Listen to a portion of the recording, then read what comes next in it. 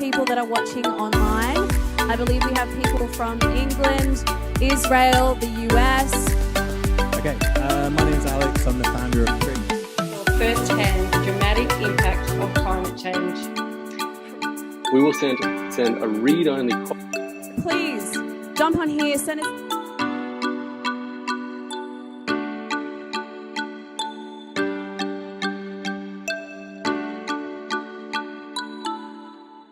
Welcome to Fishburners. Hello everyone. So I have great pleasure in introducing Michael. Hello everyone. Michael, what is it today? We are in Chinese New Year. Yeah, we are in the period of Chinese New Year. We are in the holiday of Chinese New Year. So let's say 新年快乐, 春节快乐 to everyone. Okay, let me try to say that. Yeah. 新年快乐. Yes, it's New Year, happy. Happy New Year. Okay, let's say 新年快乐. So I give you my Mandarin. Okay. So please don't be offended by my Mandarin. But I will say Wu Ani. Wu Ani, I love you. What's that? Yes, is that right? Yes, that's right. so that's all I know. So all I know about, but I think it's a nice way always to start like I love you. It's very nice. Yes. So welcome back to Sydney. Oh, thank you. So let's start with a little bit of just your introduction. Mm-hmm. You run Fishburners in China. Yes. So just talk to the audience and tell us exactly what that means and why you're in Sydney at the moment. Oh, yeah. So. From 2020, actually, the coldest day. So I will actually open our Fishburners China in Hangzhou, which is the city of Alibaba. Yep. So we have our own hub and our own membership program there, and also we have two funds under Fishburners name who can invest our members' company in China. And the reason I'm back to Sydney is because firstly, I love you guys. I love Sydney. I living here, so that's the city of my city. Lovely. So yeah, that's I would like to see how our city community is growing, and if anyone like me or anyone need me, just come to me and see if anything I can help you. Super. So we have to tell people that if you go to the bottom of this video, you can click and actually see the link to the video, to the live stream. Is that right? Otherwise, you stay on and watch the live stream tonight. So our pitch night tonight is a Pride pitch night, which we're very excited about. It's the first time we've done this in Sydney. We're so excited to be here. You're going to really enjoy it because it's going to be, it's going to get some great pitches with some great judges, and it's going to be a fun night. Yeah, it should be a fun experience for me. The first time. I've never ever been to such kind of the pitch night before. Well, you're very welcome. So we host many pitch nights here in Fishburners. We're probably known for our pitch nights. It's just a way for everyone to come in, the whole community. We get together, we celebrate entrepreneurism. We never judge our pitches. We always just enjoy them. They pitch their business. We're very supportive. And tonight you'll have a fun time, which will be good. Oh, you're doing very good, Clive. Excellent, good. So, sort of just before we go in, Man, who's the guy who sort of organizes all of this, he tells me that we've got to talk a little bit more about some of the other things that Fishburners do. So we talk about the pitch night, but we also talk about this wonderful office space we have here in York Street. And it really is, for most startups and most founders, it's a great way to start their business because we provide them with a whole set of support services to help them get connected and not feel as if they're building something by themselves. Yes, exactly. In China, in the Fishburner community there, what would you say is the greatest challenge for the founders in China? What's the hardest challenge in China? So the first things need to learn, because China is a different world. So if you're trying to do a BD in China, or you try to spin off a sub company in China, firstly you need to know that there is a different market, different rule, different government. So follow all the rules and you will get to survive. That's the first challenge. And secondly, you might need to involve more locally, like like I talked to the Chinese startups. If you want to do business in China, in Australia, you need to involve more locally, hire more local people, and honestly, So understand the differences, really. yes, yeah. understand the difference. And honestly, the labor in China is quite cheaper than Australia. Yeah. So you will get survive. Okay. Yeah. No, I think it's, and we sort of, Australian startups, I think they fear China because the size of the Chinese market, and also Yes. the fact that they just don't have the experience of doing business in China Yes, before. correct. And yet, it's one of our closest markets. Like time zone wise, we're in the same time zone. Physically we are a long way away, but we're a long way away from anywhere. Mm-hmm. But once you're there, I mean, everything is relatively easy. And culturally now, for Australians doing business in China, do you think it's becoming easier and easier? It really depends. So many of the successful story, I can saw there was some unique resources from the in the Australian company. So whatever you have some resources about like some agriculture or energy or technology or even labor. If that is something it's really hard to find in China, but you have, then you will be successful in Chinese Right. market. So typically, the history of Australia, that has been our mineral wealth, right? Yes. So our mineral resources, our energy resources, Yes. all of those resources, which I think Australia has done incredibly well exporting to China. Mm-hmm. But on the IT side, on Yes. more of our professional services side, so we have a lot of depth here in terms of people and their skill sets. And that's where I think we've not been as successful exporting to China. And I think that we believe that China is ahead of us in many ways, just because of the scale of China. Yeah. And I'm not too sure whether that's the case, because we typically go very deep vertically, and that's where I think we can play in China quite well. Okay, I think that's another opportunity for Australian companies because Australian we have a wider vision more than Chinese company. So we know what happened in the world, whatever the US, European or Australia. Right. We know, for example, the ChatGPT or OpenAI, we are free to use them.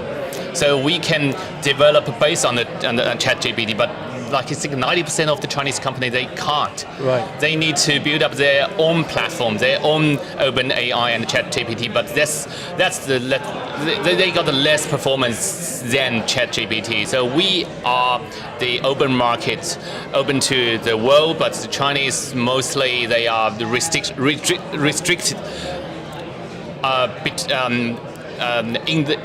in the board. Right. So we have a bigger vision. So we know what's happened in the world, and that could be an advantage for us. And do you think that if let's just take down the OpenAI path, right? Yeah. So if we have partners here of OpenAI who've developed vertical AI expertise, do you think that will be accessible in China, or do you think that it will be restricted? If you just use the OpenAI, the whatever the application or the products, that will be restricted by the government or even restricted by the OpenAI, because the OpenAI doesn't allow any service provider to provide a service into China. Right. But if we can find some model but copy to Chinese platform, let's say the ChatGPT developed by Alibaba or Tencent, that could be a success. Right. So it's a little bit like really understanding the differences, right? Yes. Okay, Yes. so what I'm going to do now is I'm going to go and try and find someone who's presenting at the pitch night tonight. That's We've got great. a few more minutes. So, Michael, just give it a little bit more. Okay. Just talk a little bit more. Whatever you want to talk about, talk for that. I'm going to find someone I'm going to bring in. Sure, now. sure, so please, sure. fire away. Okay.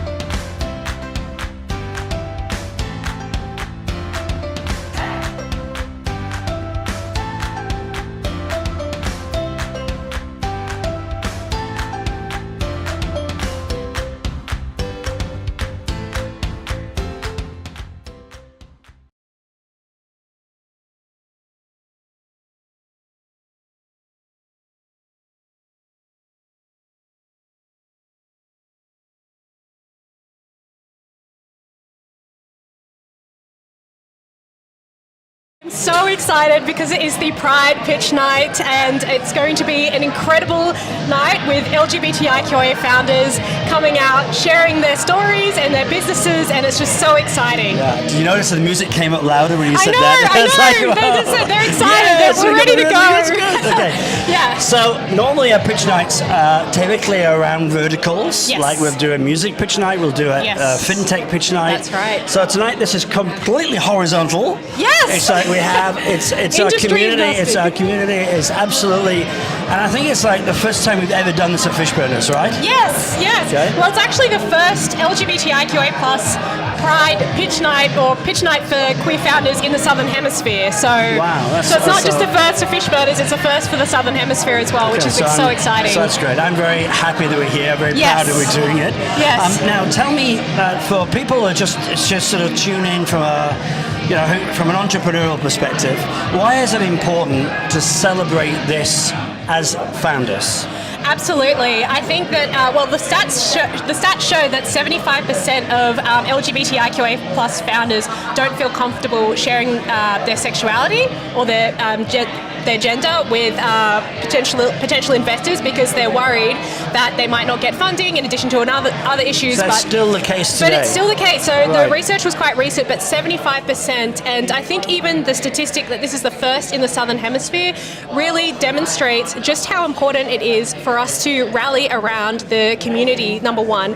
And number two, I think it's important for all founders because I think it shows that no matter who you are, no matter what you identify as, there's a place for you in the entrepreneurial world. And I think it's a really important message for all the LGBTIQA plus people out there to consider entrepreneurship and business ownership as a potential opportunity for them. So that number blows me away because I would have thought it's 2024. That's right. I thought we got through that a long time ago. No, so I'm that's right. One, I'm a little bit shocked by that number, but two, it's like I'm disappointed too. That's so right. It's like it doesn't matter. I think you run a business, That's right? It's your passion and so forth.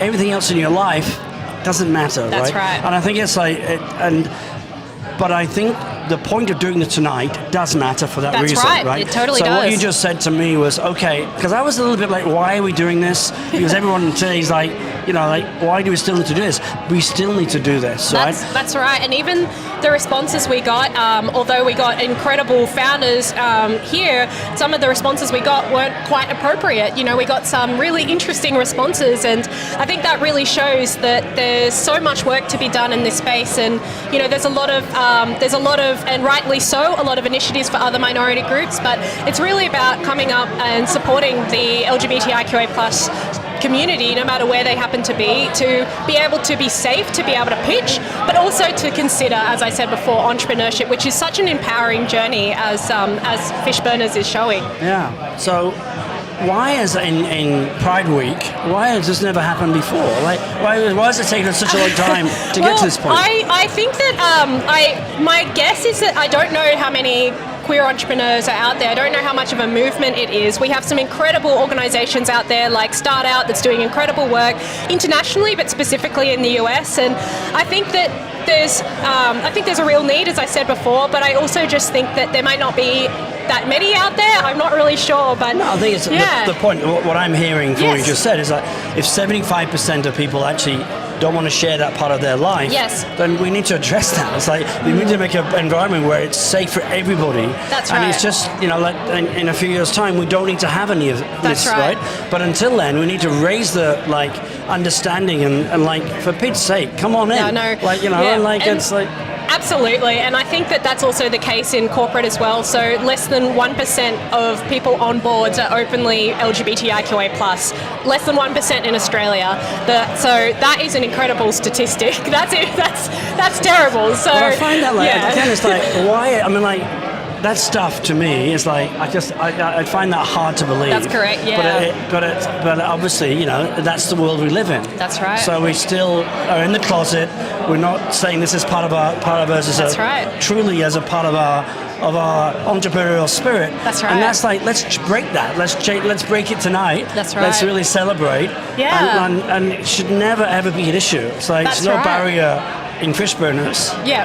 So, and I think that's exactly right. I think it's so great that Fishburners are doing something like this. The co-leads on this project, Dosh and Sabrina, aren't in the LGBTIQA+ community, but the passion and drive that they've shown to be able to support queer entrepreneurs, I think, is testament to the progressiveness of Fishburners, and I think it's such an important statement that we're making as a society that this is not okay, and we also want to support and foster the LGBTIQA+ community. Okay, so what do we have tonight? So what is the actual? Oh let's my move gosh. away. Tell me what we have. Yes. Talk a little about the founders. Talk about the judges. That's right. Talk so about we have some incredible judges. So I'll start with them. We've got James Alexander from Galileo, who's a real incredible supporter of the community. We've got Elizabeth Kalin, who is also an incredible mentor, founder in her own right, an incredible person.